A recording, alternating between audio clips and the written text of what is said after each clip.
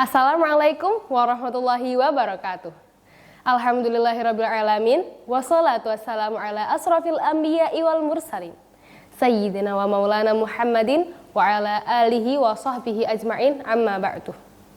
Honorable, the judges of the NCC speech competition.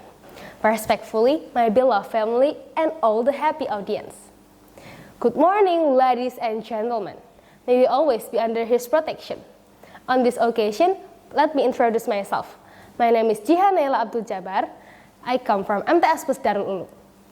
Standing here, please allow me to deliver a speech entitled The Impact of Fabbing and the Importance of Maintaining Relationship in the Digital Era. Imagine a world without warm eyes, without a sensuous smile, without a sound of melodious laughter. In this digital era, we are so connected to each other, but we actually feel more and more isolated. Why? The answer is simple: fabbing. Do you know what is fabbing? Fabbing is a word where we greet the screen of our phones more often than the people around us. Fabbing may be a term that is quite unfamiliar to us, but it is actually often encountered in everyday life. Fabbing is a word that describes the behavior of a person who is engrossed in gadgets when dealing with other people. As a result, the perpetrator ignores others in front of him, so that is categorized as an antisocial attitude. The term fabbing was coined from the words phone, which meant telephone, and snubbing, which meant insulting. This fabbing behavior is considered rude, offensive, disrespectful, and damage to the trust of others. The person who performed fabbing is called a fabber, while another person who receives fabbing is called a fabby.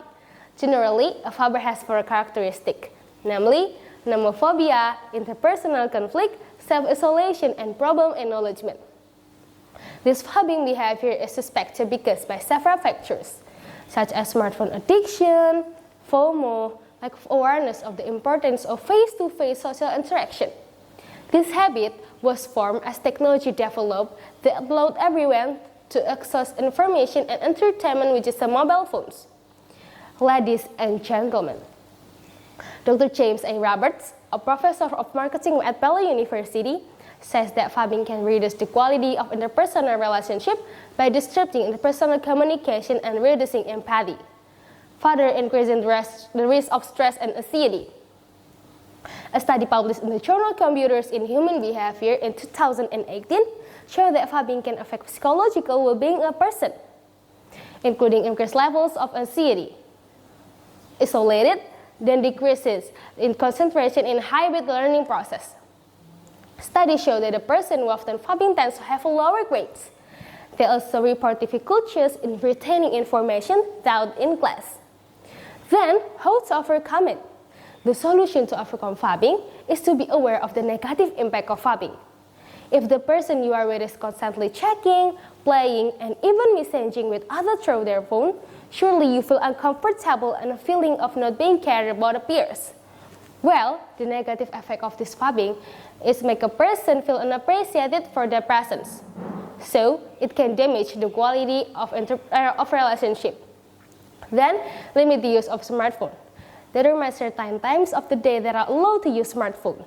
For example, after finishing schoolwork or on weekends, train yourself to focus more on social interaction. Then, reduce distraction around. Even though it sounds simple, but many people still underestimate this one thing and make rules or policies that limit the use of smartphone in certain places. For example, make the dining table a forbidden zone to play with mobile phones. When enjoying a meal anywhere, whether in a restaurant or at home, make the dining table a forbidden area to check mobile phones. Turn on silent mode on your phone so that the sound of a call or notification doesn't interfere with your eating activities with the people closest to you. However, if you are a victim of fabbing, don't rush to get discouraged. Set them a good example by removing the phone from video talking. Also, talk to the person who is fabbing that you are uncomfortable if he keeps staring at his phone without paying attention to your presence. Even though it seems annoying, but you have to be patient when dealing with fabbing perpetrators, because stopping this behavior takes a lot of time. Example of fabbing in daily life. First, putting your phone next to a meal while eating with family, friends, colleagues, or couples with the aim of being just in case of a call or notification. Second, conduct two conversations at once, namely by telephone and in person. Third, always check your phone anywhere and anytime, especially when you're with others. Therefore, let's make a virtual world a complement, not a substitute for the real world. Let's build more meaningful interaction with the people around us. Lastly, mobile phones are tools, not our master. So, don't let that tool take control of our lives and relationship. This I delivered this speech, hopefully it can be useful for all of us. I also apologize for my mistake in delivering the speech. Barakallah fina jami'an da'iman. Amin, amin ya rabbal alamin. Wassalamualaikum warahmatullahi wabarakatuh.